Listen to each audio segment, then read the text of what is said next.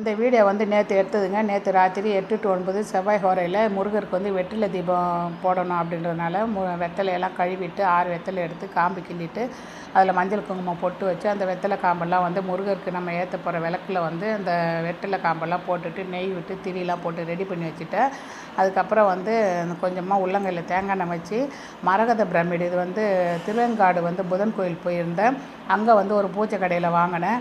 அதில் வந்து எண்ணெய் தடவி வைக்க சொன்னாங்க, குளிர்ச்சியாக இருக்கணும் அப்படின்னுட்டு சரின்னு அதையும் செஞ்சு வச்சுட்டு அப்புறம் வந்து ஒரு கண்ணாடி டம்ளரில் வந்து தண்ணி நிரப்பி அதில் வந்து 1/4 டீஸ்பூன் மஞ்சள் தூள், ஒரு சுருள் பட்டை, முருகருக்கு பிடித்த பூ செவ்வரளி பூ 3 பூ வச்சு முருகர் ஃபோட்டோ கிட்ட வைக்க சொன்னாங்க. இது எதுக்குன்னு பார்த்தீங்கன்னா வந்து நேற்று வந்து செவ்வாய்க்கிழமை கூடவே கிருத்திகை அதுக்கப்புறம் சதுர்த்தி எல்லாமே சேர்ந்து வரனால ரொம்பவே சிறப்பான நாள், விசேஷமான நாள். இன்றைக்கி வந்து இந்த பரிகாரம் செஞ்சால் நம்ம வீட்டில் இருக்க தீய சக்தியெல்லாம் விலகிடும், நம்ம நினச்ச காரியம் கைகூடும் அப்படின்னு சொன்னாங்க.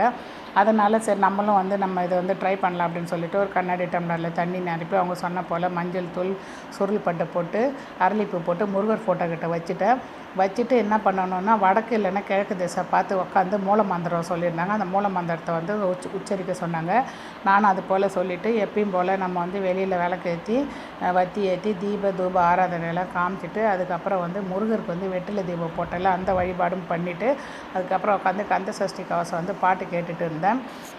இந்த கண்ணாடி டம்ளரில் வந்து நம்ம தண்ணி நிரப்பி வச்சுருந்தாலே இந்த மஞ்சள் தூள், சுருள் பட்டை போட்டு அதை வந்து என்ன பண்ணோன்னா அடுத்த நாள் காலையில் தான் ஊற்றணும். அது வரைக்கும் அது வந்து வீட்டிலே இருக்கணும் அப்படின்னு சொல்லியிருந்தாங்க.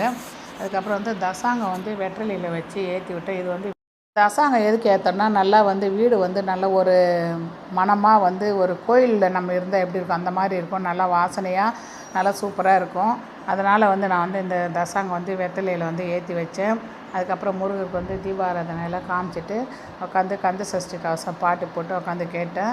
எப்பவுமே வாரம் வந்து வெற்றிலை தீபம் போட்டு கந்த சஷ்டி கவசம் தான் கேட்பேன். அதுக்கப்புறம் வந்து வேல்மாறல் முடிஞ்சால் கேட்பேன் டைம் இருந்தால். அப்புறம் நெத்தியில் விபூதி பூசிட்டு உட்காந்து நம்ம வந்து அந்த மூல மந்திரம் வந்து சொல்லணுன்றதுனால அந்த மூல மந்திரத்தை கொஞ்சம் நேரம் உட்காந்து படிச்சுட்டு அதுக்கப்புறம் தான் நான் பாட்டு கேட்டேன். நீங்கள் உங்கள் வீட்டில் வந்து செவ்வாய் ஹோரையில் எப்போ படைப்பீங்க? காலையில் 6 to 7 இல்லை மதியம் 1 to 2 இரவு 8 to 9ன்றாங்க. நீங்கள் எந்த டைமில் வந்து படைப்பீங்க அப்படின்றத கமெண்டில் சொல்லுங்கள். முருகரை வந்து யாரெல்லாம் கும்பிட்றீங்க இதுமாரி தொடர்ந்து செவ்வாய் ஹோரையில் வந்து விரதம் வந்து படைக்கிறவங்க வந்து லைக் பண்ணுங்கள். உங்கள் வீட்டில் நீங்களும் இந்த மாதிரி படைக்காதவங்களும் இந்த மாதிரி வந்து செவ்வாய்க்கிழமை அன்றைக்கி முருகருக்கு வந்து விரதம் இருந்து வேண்டிக்கோங்க. உங்களுடைய கஷ்டம்லாம் தீரும், நீங்கள் நினச்ச காரியம் எல்லாமே கைகூடும். உங்களுக்கு முருகர் வந்து உங்களுக்கு துணை இருப்பார். அடுத்த நாள் காலையில் நம்ம வந்து முதல் நாள் வச்சுருந்த அந்த தண்ணீரை எடுத்துகிட்டு போயிட்டு அதில் இருந்த பூவை எடுத்துகிட்டு போய் பூச்செடியில் போட்டுட்டு அந்த சுருள் பட்டையும் போட்டுட்டு தண்ணீரை வீடு முழுக்க தெளிச்சுட்டு அவ்வளவுதான். வீடியோ பிடிச்சிருந்தால் லைக் பண்ணி